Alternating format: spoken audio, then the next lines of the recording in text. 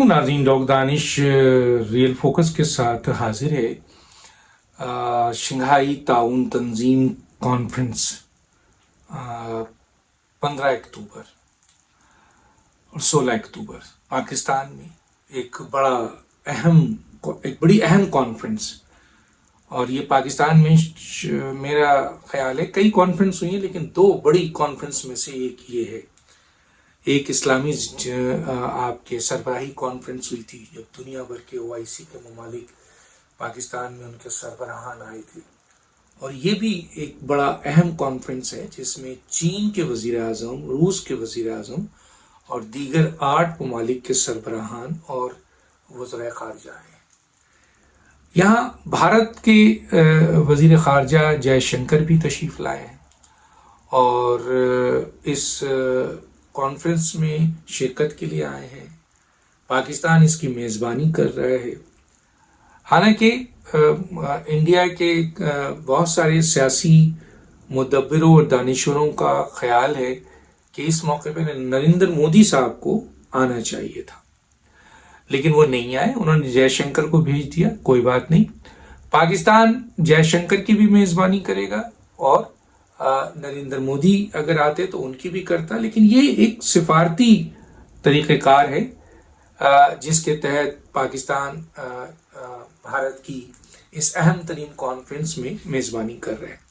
اب اس کو لوگ پاکستان بھارت تعلقات سے جوڑ رہے ہیں۔ کہیں کوئی کانفرنس ہو رہی ہے، کوئی آپ کے میڈیا پرسن آئے ہوئے ہیں، کوئی صحافی آئے ہوئے ہیں، ان سے کوئی ملاقات ہے، اس حوالے سے باتیں۔ یقیناً پاکستان بھارت تعلقات استوار ہوں گے تو دونوں ملکوں کا فائدہ ہے، لیکن یہ کیسے استوار ہو، کس طرح استوار ہو؟ ایسے تو نہیں ہو سکتا کہ ون سائیڈڈ یہ ایک ملک جو ہے وہ قربانی دیے جائے، کمپرومائز کیا جائے اور دوسرا ملک قابض ہوتا جائے، تو کیسے یہ ہوگا؟ آپ کو پتہ ہے کشمیر ایک ایسا ایشو ہے جس پہ پاکستان اور بھارت کی کئی جنگیں ہوئی، اور کشمیر شہرک بھی ہے پاکستان کی۔ آپ کو پتہ ہے قائد اعظم محمد علی جناح کا اسٹیٹمنٹ کیا ہے؟ پاکستان کی ہر حکومت کا اسٹیٹمنٹ یہی ہوتا ہے، پاکستان کی عوام کا اسٹیٹمنٹ یہی ہے کہ کشمیر شہرک ہے پاکستان کی، اور اس کا فیصلہ UN کے چارٹر کے مطابق ہونا چاہیے۔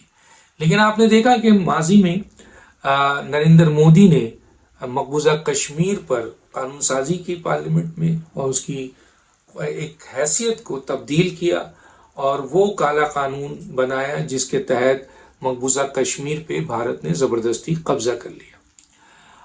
اب ایسی صورتحال میں پاکستان یقیناً اس کا سخت پاکستان کو اعتراض ہوا، اور پاکستان نے اس پہ اپنے تمام سفارتی تعلقات کو استعمال کرتے ہوئے پوری دنیا کو یہ اجاگر کیا کہ بھارت نے یہ کالا قانون بنایا ہے اور قابض کیا ہے، اور یہ UN کے چارٹر کے مطابق طے ہونا چاہیے کہ وہاں کے لوگوں کو یہ اختیار ہے کہ وہ کیا فیصلہ کرتے ہیں۔ لیکن بھارت نے زبردستی قبضہ کیا ہوا ہے۔ حالانکہ ابھی الیکشن 2024 ہوا، اس میں مقبوضہ کشمیر کی عوام نے عبرتناک شکست نریندر مودی اور بھارتیہ جنتا پارٹی کو دی، اور یہ ثابت کیا کہ وہ ان کے کالے قانون کو نہیں مانتے، اور عوام کا فیصلہ یہ ہے کہ کشمیر کی عوام کا جو حق ہے وہ انہیں دیا جائے، اور پاکستان کا یہ مطالبہ ہے کہ UN کے چارٹر کے تحت یہ مسئلہ حل کیا جائے۔ اور جب تک یہ مسئلہ حل نہیں ہوتا، یہ کیسے ممکن ہے؟ جو لوگ بھارت اور پاکستان کے تعلقات کو استوار کرنا چاہتے ہیں، یہ بڑا ڈیفیکلٹ مسئلہ ہے۔ یہ فلسطین کا مسئلہ ہو آپ کے، یا کشمیر کا مسئلہ ہو، یہ پاکستان کے اندر پائے جانے والے عوام کی روح کا معاملہ ہے، پاکستان کا معاملہ ہے۔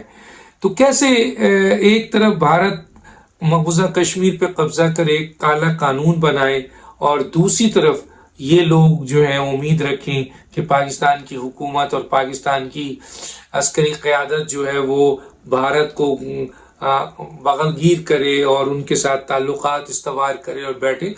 یہ دونوں ملکوں کا معاملہ ہے۔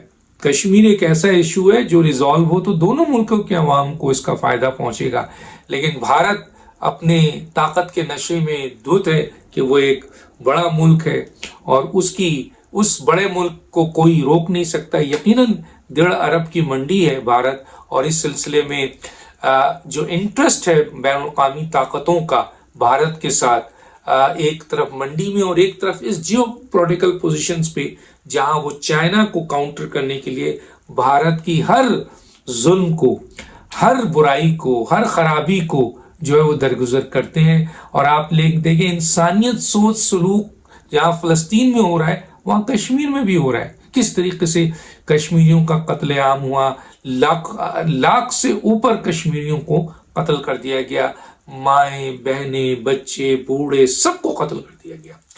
اس کے باوجود جو انٹرنیشنل ہیومن رائٹس ہے وہ کچھ نہیں کرتی.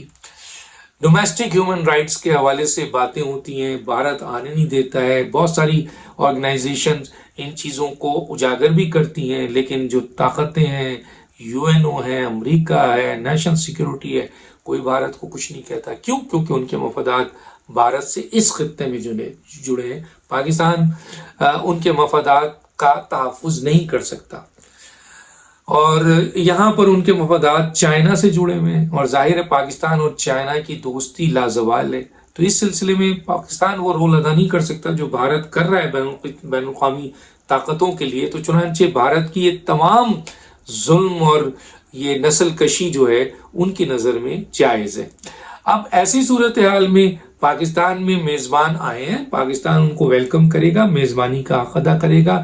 جو سفارتی طریقہ کار ہے اس کو پورا بروئے کار لایا جائے گا. ان کے جو لوگ وہاں سے آئے ہیں، ان کے صحافی آئے ہیں، بالکل ان کو رسپیکٹ دی جائے گی. لیکن کوئی یہ سمجھ لے کہ اس بنیاد کے اوپر پاکستان اور بھارت کا جو ہے وہ یقیناً مذاکرات کا راستہ کھلنا چاہیے، اس میں کوئی شک نہیں ہے.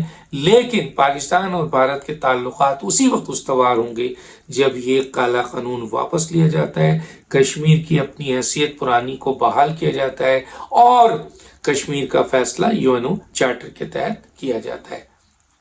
دانش میں دیجیے. اللہ حافظ.